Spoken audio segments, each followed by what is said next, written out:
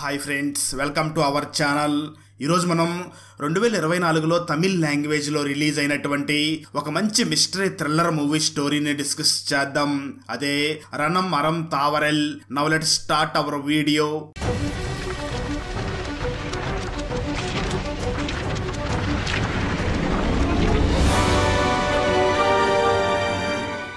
Video start చేసే ముందు చిన్న రిక్వెస్ట్ ఫ్రెండ్స్, మనం రీసెంట్ గానే మరో 2 కొత్త ఛానల్స్ ని కూడా క్రియేట్ చేసి వాటిలో కూడా ఎక్స్ప్లెనేషన్ వీడియోస్ ని అప్లోడ్ చేస్తున్నాం.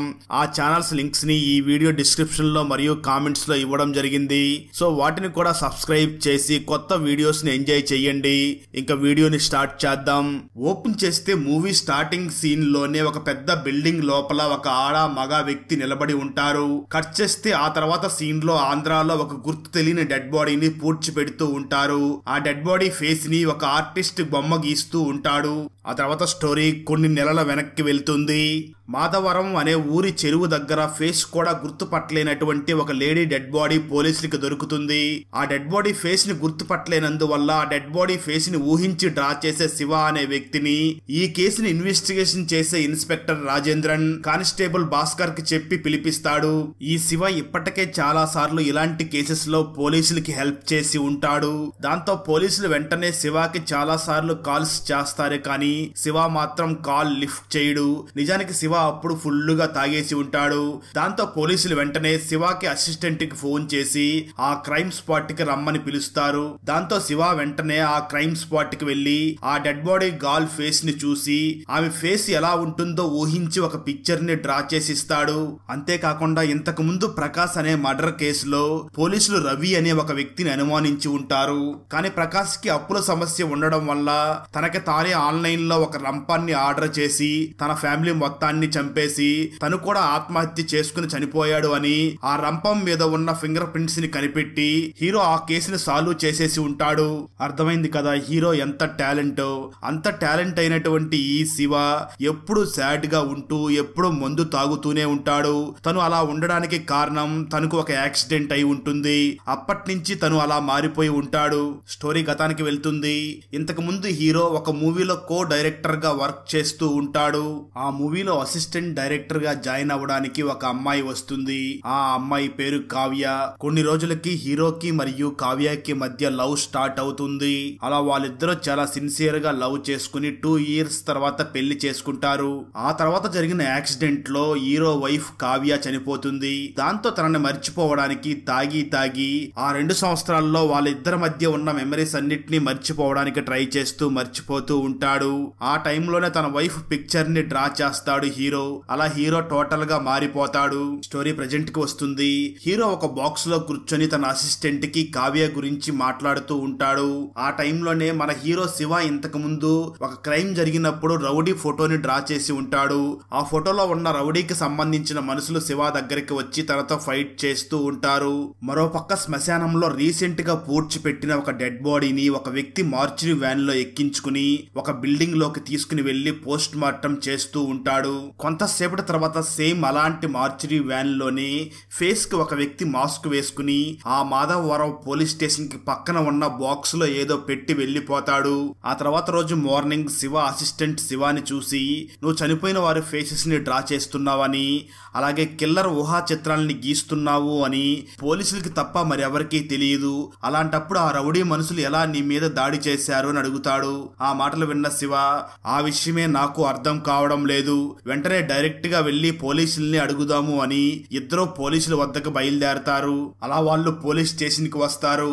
అక్కడ ఉన్న కానిస్టేబుల్ భాస్కర్ బయటికి వచ్చి ఆ పక్కనే ఉన్న బాక్స్ లో శవాన్ని చూసి షాక్ అవుతాడు. ఆ బాక్స్ లో బాగా కాలిపోయిన 2 కాళ్ళు అలాగే సగం కాలిపోయిన మాస్క్ కూడా ఉంటుంది. ఈ విషయాన్ని వెంటనే శివాకి చెప్తారు. మరో పక్క పోలీసులకి ఇంకొక ఇన్ఫర్మేషన్ వస్తుంది. పెరంబూర్లో సేమ్ ఇలాగే ఒక బాక్స్ లో 2 బాగా కాలిపోయిన చేతులు దొరికాయి అని ఇన్ఫర్మేషన్ వస్తుంది. దాంతో ఇన్స్పెక్టర్ రాజేందర్ శివాని తీసుకుని అక్కడికి బయలుదేరతాడు. అలా వాళ్ళు వెళుతూ ఉండగా మరొక ఇన్ఫర్మేషన్ వస్తుంది. మరొక బాక్స్ లో తల బాగా కాలిపోయి ఉంది అని ఇన్ఫర్మేషన్ వస్తుంది. దాంతో పోలీసులు బాగా షాక్ అవుతారు. ఈ విషయం మీడియా ద్వారా అందరికీ తెలుస్తుంది.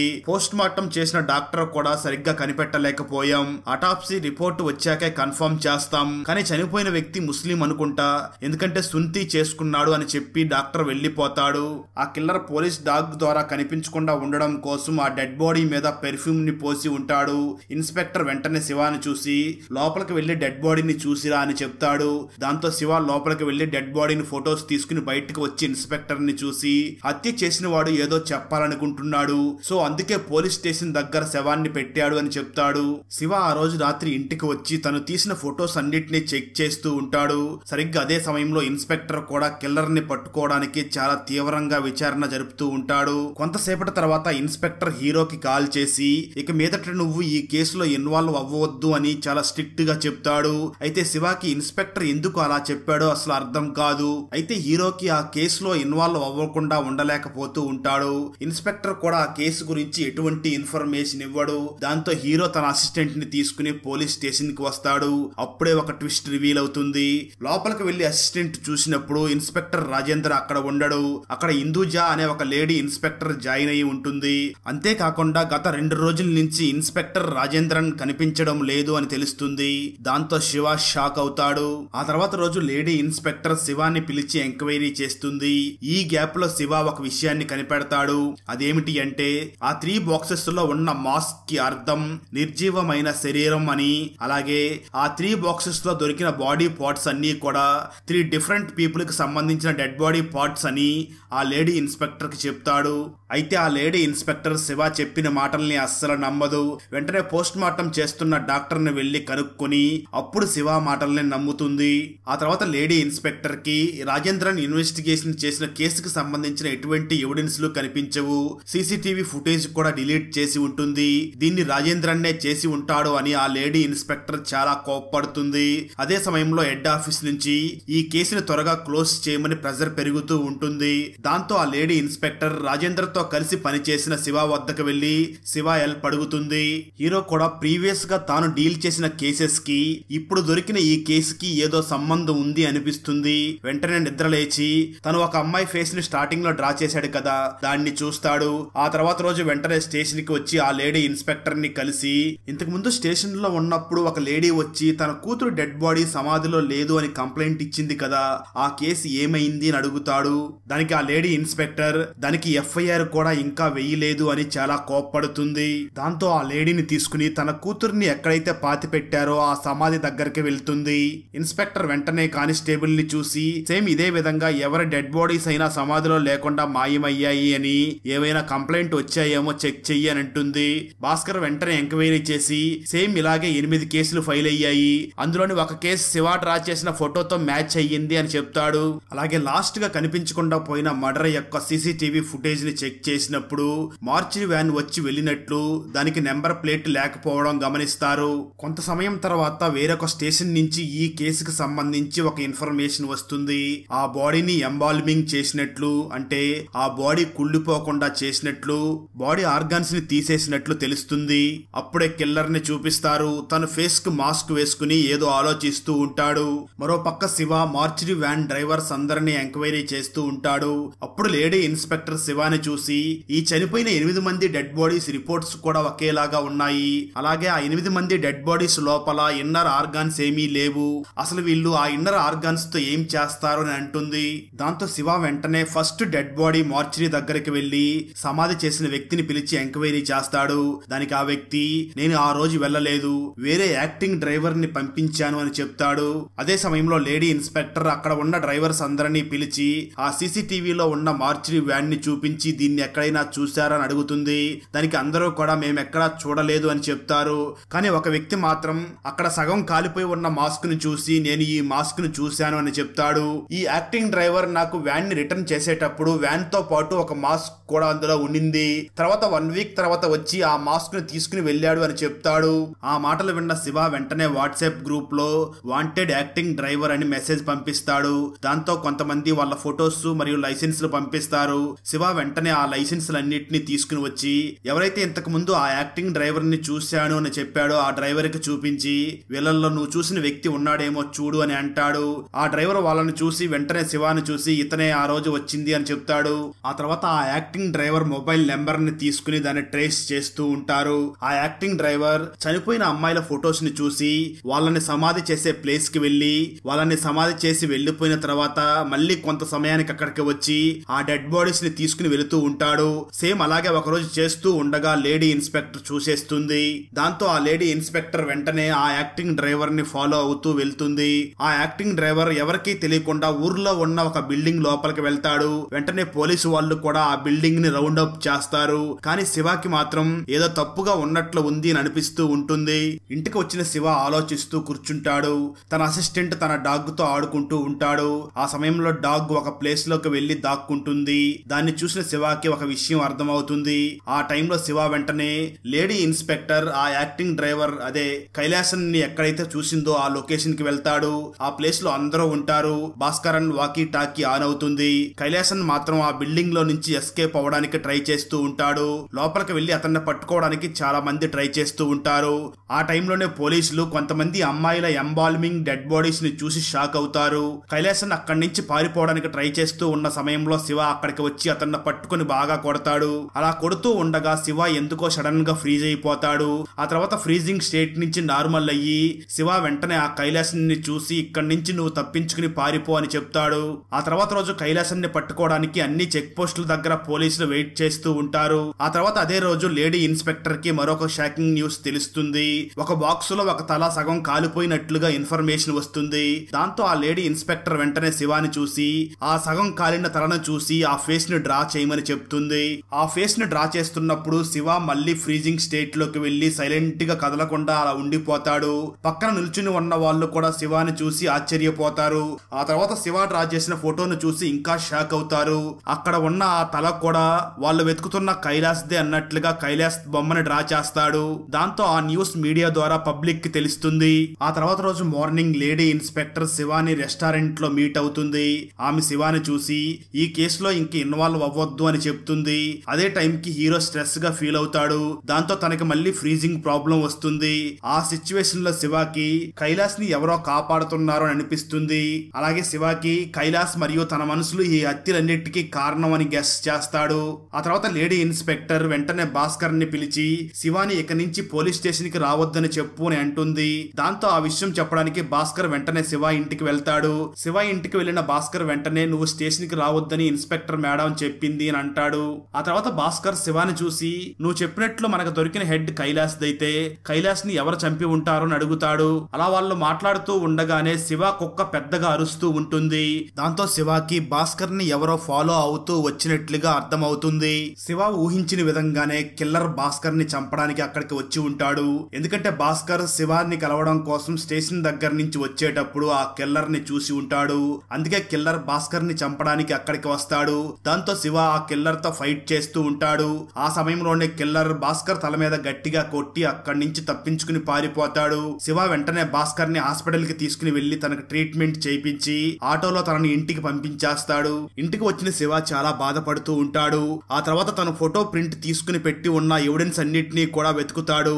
అప్పుడే ఒక పేపర్ మీద ఇన్వాయిస్ బార్ కోడ్ నెంబర్ ఉంటుంది. ఆ ఇన్వాయిస్ బార్ కోడ్ ని ఎంక్వైరీ చేయడం స్టార్ట్ చేస్తాడు. మరో పక్క లేడీ ఇన్స్పెక్టర్ కూడా తన పద్ధతిలో ఇన్వెస్టిగేషన్ చేస్తూ ఉంటుంది. ఒక రోజు లేడీ ఇన్స్పెక్టర్ చాలా అలసిపోయి శివకి కాల్ చేస్తుంది. ఎందుకంటే ఒక కేస్ ఫేస్ ని డ్రా చేయడానికి ఆంధ్రాకి వెళ్లి ఉంటాడు. మూవీ స్టార్టింగ్ లో ఈ సీన్ నే మనకు చూపించి ఉంటారు. ఆ తర్వాత శివ ఒక క్రైమ్ రిపోర్ట్ ని తెచ్చి ఆ లేడీ ఇన్స్పెక్టర్ కి ఇచ్చి బయటికి వెళ్లి కూర్చుంటాడు. ఇప్పుడు జరిగిన నిజాలన్నీ చూపిస్తారు. కల్కి అనే లేడీకి ఆదిన్య అనే ఒక కూతురు ఉంటుంది.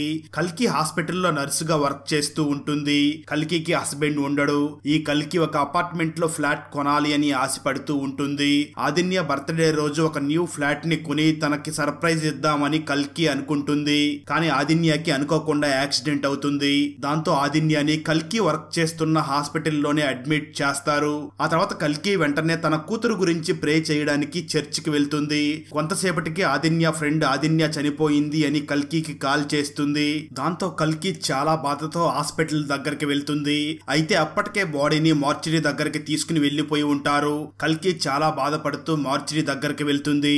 కానీ ట్విస్ట్ ఏమిటి అంటే ఆ సమయంలో తన కూతురు ఆదిన్య లైట్ గా బ్రీతింగ్ తీసుకుంటూ ఉంటుంది. దాంతో కల్కి వెంటనే ఆమెను తీసుకుని హాస్పిటల్లోకి పరిగెడుతూ ఉంటుంది. అప్పుడు ఆదిన్య చనిపోతుంది. దాంతో వెంటనే వెంటనే కల్కి డాక్టర్ ని క్వశ్చన్ చేయగా తను మాత్రం కల్కిని చూసి నువ్వు ఈ విషయాన్ని పెద్దది చేయకు అని తిడతాడు. వెంటనే కల్కి సరిగ్గా ట్రీట్మెంట్ ఇవ్వలేదు అని తన ఫ్రెండ్ ని తీసుకుని మాధవవరం పోలీస్ స్టేషన్ లో కంప్లైంట్ ఇవ్వడానికి వెళ్తుంది.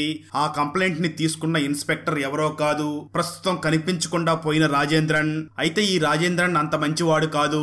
కల్కి కేసు పెట్టడానికి వచ్చింది అని ఆ డాక్టర్ తో డీల్ మాట్లాడుకొని మీరు వెంటనే ఆ ఆదిన్య బాడీని కాల్ చేయండి, అప్పుడు కల్కి ఎటువంటి కంప్లైంట్ ఇవ్వలేదు అని చెప్తాడు. దాంతో కల్కి తిరిగి పోలీస్ స్టేషన్ నుంచి హాస్పిటల్ కి వచ్చే లోపు ఆదిన్య బాడీని మార్చిరీలో కాల్ చేస్తారు. ఆ తర్వాత అక్కడ ఏదో ఫైర్ యాక్సిడెంట్ జరిగినట్లుగా క్రియేట్ చేస్తారు. దాంతో ఆ బాధను తట్టుకోలేక కల్కి వాళ్ళ అపార్ట్మెంట్ పైకెక్కి అక్కడి నుంచి దూకి ఆత్మహత్య చేసుకుంటుంది. ఈ విషయాన్నే శివ రిపోర్ట్ గా సబ్మిట్ చేస్తాడు. అయితే లేడీ ఇన్స్పెక్టర్ కూడా నేను కూడా సేమ్ ఇన్ఫర్మేషన్ ని కనిపెట్టాను, నేను చేసిన ఎంక్వైరీలో మనకు 3 బాడీ పార్ట్స్ దొరికాయి కదా, అవి నిర్మల, సురేష్ మరియు అస్లాం అనే వారి బాడీ పార్ట్స్ గా గుర్తించాను. కానీ కల్కి ప్రాణాలతో లేదు కదా, మరి వీళ్ళని ఎవరు చంపి ఉంటారు అని అడుగుతుంది. దానికి శివ వెంటనే ఆ ఇన్స్పెక్టర్ ని చూసి అది ఏమో కరెక్ట్ గా తెలియదు కానీ ఇందులో సురేష్ కొడుకు యశ్వంత్ కూడా ఈ కేసులో ఇన్వాల్వ్ అయి ఉన్నాడు అని చెప్తాడు. ఆ తర్వాత కల్కి ఫోటోని అన్ని స్టేషన్స్ కి ఫార్వర్డ్ చేసి ఎంక్వైరీ చేస్తారు. ఆ టైంలోనే కనిపించకుండా పోయిన ఇన్స్పెక్టర్ రాజేంద్రన్ ఫోన్ ఆన్ లో ఉన్నట్లు తెలుస్తుంది. వెంటనే ఆ రాజేంద్రన్ లొకేషన్ కి బయలుదేరతారు. కల్కి హాస్పిటల్ మీద పెట్టిన కేసుని వాపస్ తీసుకోమని చెప్పమని చెప్పి భాస్కర్ ని ఇన్స్పెక్టర్ రాజేంద్ర కల్కి దగ్గరికి పంపిస్తాడు. అప్పటికే కల్కి తన ఫ్లాట్ మీద నుంచి కిందకి దూకి ఆత్మహత్య చేసుకోవాలి అని ట్రై చేసి ఉంటుంది. అయితే అప్పుడు నిజానికి కల్కి చనిపోదు, తను 3 సంవత్సరాల పాటు కోమాలో ఉంటుంది. తను కోమాలో ఉన్న సమయంలో కానిస్టేబుల్ భాస్కర్ కల్కిని చాలా జాగ్రత్తగా చూసుకుని ఉంటాడు. అప్పుడే భాస్కర్ కల్కికి కొన్ని నిజాలు కూడా చెప్తాడు. సురేష్ కొడుకు యశ్వంత్, కైలాసన్ ఈ మార్చిరీలో వర్క్ చేసేవారని, చనిపోయిన అమ్మాయిల శవాలతో వాళ్ళు తప్పుగా బిహేవ్ చేసేవాళ్ళు అని, దీన్ని చూసిన అస్లాం సీసీటీవీ ఫుటేజ్ లో ఫొటోస్ ని చూపించి వాళ్ళని బెదిరించి డబ్బులు తీసుకునేవాడు అని, అదే విధంగా కల్కి కూతురు ఆదిన్య చనిపోయింది అనుకుని ఆమెను కూడా నాశనం చేశారు. ఆదిన్య చనిపోయిన తర్వాత హాస్పిటల్ టీం అలాగే సురేష్, నిర్మల తన కొడుకు యశ్వంత్ చేసిన పని బయటికి రాకుండా ఉండడం కోసం ఇన్స్పెక్టర్ రాజేంద్రన్ తో డీల్ మాట్లాడుకున్నారు అని కానిస్టేబుల్ భాస్కర్ కల్కికి చెప్తాడు. దాంతో కల్కి సైలెంట్ గా ఎలాగైనా వీళ్ళందరినీ అంతం చెయ్యాలి అనుకుంటుంది.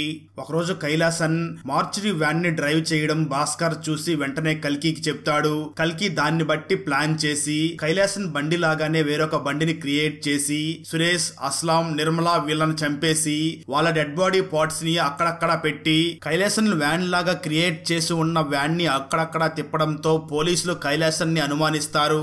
ఆ తర్వాత కల్కి ఇన్స్పెక్టర్ రాజేంద్రన్ ని కిడ్నాప్ చేస్తుంది. మరో పక్క కైలాసన్, యశ్వంత్ మాత్రం కల్కికి దొరకకుండా తిరుగుతూ ఉంటారు. ఆ టైంలో వాళ్ళు హాస్పిటల్ కి రావడం కుదరదు కాబట్టి చనిపోయిన అమ్మాయిల శవాల్ని ఆ బంగ్లాలోకి తీసుకుని వెళ్లి తప్పుడు పని చేస్తూ ఉంటారు. అయితే కైలాసన్ ఉంటున్న ప్లేస్ పోలీసులకి తెలిసి అక్కడికి వస్తూ ఉంటారు. కానిస్టేబుల్ భాస్కర్ మాత్రం అక్కడ కల్కి ఉండి పోలీసులకు దొరికిపోతుందేమో అని భయపడిపోయి వెంటనే తన వాకీ టాకీని ఆన్ చేస్తాడు. ఎందుకంటే ఆ సౌండ్ విని కల్కి అక్కడి నుంచి వెళ్లడం కోసం అలా ప్లాన్ చేస్తాడు. అలా భాస్కర్ భయపడుతూనే ఆ ప్లేస్ లోకి వెళ్తాడు. అక్కడికి వెళ్లి చూడగా అక్కడ ఒక బాక్స్ లో కాలిన తల ఉంటుంది. దాని పక్కనే రాజేంద్రన్ శవం కూడా ఉంటుంది. రాజేంద్రన్ కూడా చనిపోయాడా అని భాస్కర్ భయపడతాడు. అప్పుడే కన్ఫర్మేషన్ కోసం శివాని పిలిచి వాళ్ళకు దొరికిన తలని ఫేస్ డ్రాయింగ్ చేయమని చెప్తాడు. అప్పుడే మరొక విషయం కూడా రివీల్ అవుతుంది. భాస్కర్ తలకి దెబ్బ తగిలినప్పుడు హాస్పిటల్ నుంచి అతన్ని ఇంటికి పంపించిన తర్వాత శివ ఇన్వెస్టిగేషన్ స్టార్ట్ చేస్తాడు. అప్పుడే శివ ఇన్వెస్టిగేషన్ చివరిలో భాస్కర్ ని ఫాలో అవుతూ భాస్కర్ కి తెలియకుండా భాస్కర్ ఇంట్లోకి వెళ్లి అక్కడ రాజేంద్రన్ ని కనిపెట్టి వెంటనే అతని కట్లు విడిపిస్తూ ఉంటాడు. అప్పుడే కల్కి అక్కడికి వచ్చి శివాకి నిజాలు చెప్తుంది. సరిగ్గా అదే సమయంలో అక్కడికి యశ్వంత్ వచ్చి ఫైట్ చేస్తాడు. యశ్వంత్ ఆ ఫైట్ లో కల్కిని కత్తితో పొడిచి చంపేస్తాడు. ఆ టైంలో శివాకి మళ్ళీ బ్రెయిన్ లో ప్రాబ్లం వచ్చి తను మళ్ళీ కదలకుండా ఫ్రీజ్ అయిపోతాడు. ఆ సమయంలో యశ్వంత్ మరియు రాజేంద్రన్ ఇద్దరూ కలిసి శివాని చంపడానికి ప్లాన్ చేస్తారు. కొంత సమయం తర్వాత నార్మల్ అయిన శివ వెంటనే ఆ ఇద్దరిని కూడా చంపేస్తాడు. ఆ తర్వాత శివాకి వేరే దారి లేక కల్కి చెప్పిన విధంగానే రాజేంద్రన్ తలను నరికి రాజేంద్రన్ తలను మాత్రం అక్కడ ఉంచి బాడీని మాత్రం ఆంధ్రాకి తీసుకుని వచ్చి పడేసి వెళ్లిపోతాడు. ఆ తర్వాత చనిపోయిన కల్కి నర్స్ ఫ్రెండ్ శివాని పిలిచి అక్కడ దొరికిన డెడ్ బాడీని గుర్తుపట్టమని చెప్తుంది. వెళ్తుంది. అప్పుడు శివ వెంటనే కైలాసన్ పిక్చర్ ని డ్రా చేసిస్తాడు. అంటే అక్కడ రాజేంద్రన్ డెడ్ బాడీ ఉన్నప్పటికీ శివ మాత్రం చనిపోయింది కైలాసన్ అన్న విధంగా కైలాసన్ బొమ్మని డ్రా చేసిస్తాడు. ఆ టైంలోనే లేడీ ఇన్స్పెక్టర్ శివాకి కాల్ చేసి మరొక ప్లేస్ లో దొరికిన డెడ్ బాడీకి బొమ్మను డ్రా చేయమన్నప్పుడు యశ్వంత్ ఫేస్ ని డ్రా చేసిస్తాడు. స్టోరీ ప్రెజెంట్ కి వస్తుంది. శివ లేడీ ఇన్స్పెక్టర్ ని చూసి కల్కిని కనిపెడితేనే రాజేంద్రన్ ని కనిపెట్టగలం, అలా కనిపెడితేనే కేసుని సాల్వ్ చేయగలము అని శివ లేడీ ఇన్స్పెక్టర్ కి చెప్తాడు. కల్కి ద్వారా నిజాల్ని తెలుసుకున్న శివ పోలీసుల్ని కన్ఫ్యూజ్ చేస్తాడు. దాంతో పోలీసులు కేసుని సాల్వ్ చేయలేకపోతారు. అలా ఫైనల్ గా ఆ కేసు సిబిఐ చేతికి వెళ్తుంది. ఆ తర్వాత కల్కి కూతురు ఆదిన్య సమాధి దగ్గరికి హీరో వచ్చి పూలు పెడతాడు. అప్పుడే అక్కడికి భాస్కర్ వచ్చి కల్కి ఎక్కడికి వెళ్ళింది అని అడుగుతాడు. శివ వెంటనే భాస్కర్ ని చూసి కల్కి చనిపోయింది, కల్కికి నువ్వు చేసిన సహాయానికి నీకు థ్యాంక్స్ చెప్పమని చెప్పింది అని చెప్పి శివ అక్కడి నుంచి వెళ్లిపోతాడు. ఇంటికి వచ్చిన శివ వెంటనే తను క్రియేట్ చేసిన రిపోర్ట్స్ అన్నిటినీ కాల్ చేసి ఇక మీదట క్రైమ్ రిపోర్ట్స్ ని రాయకూడదు అనే డెసిషన్ తీసుకుంటాడు. ఆ తర్వాత శివ తన అసిస్టెంట్ ని చూసి నిజాలు వాటంతట అవే తర్వాత బయటపడతాయి అని చెప్తాడు. మూవీ ఎండింగ్ లో మరొక ట్విస్ట్ కూడా రివీల్ అవుతుంది. నిజానికి శివ మరియు కావ్యాలు పెళ్లైన తర్వాత కారులో వెళుతూ ఉండగా రోడ్డు మధ్యలో ఒక స్కూల్ అమ్మాయి కనిపిస్తుంది. దాంతో కావ్య వెంటనే కారుని పక్కకు తిప్పి డివైడర్ ని గుద్దుతుంది. అక్కడ రోడ్డు మీద ఉన్న ఆ స్కూల్ అమ్మాయి ఎవరో కాదు, కల్కి కూతురు ఆదిన్య. కావ్య ఆదిన్యాన్ని తప్పించి డివైడర్ ని గుద్దుతుంది, కానీ వెనక నుంచి వచ్చే కారు ఆదిన్యాన్ని గుద్దేస్తుంది. దాంతో శివ వైఫ్ కావ్యాని అలాగే కల్కి కూతురు ఆదిన్యాన్ని ఒకే హాస్పిటల్ కి తీసుకుని వెళ్లి అడ్మిట్ చేస్తారు.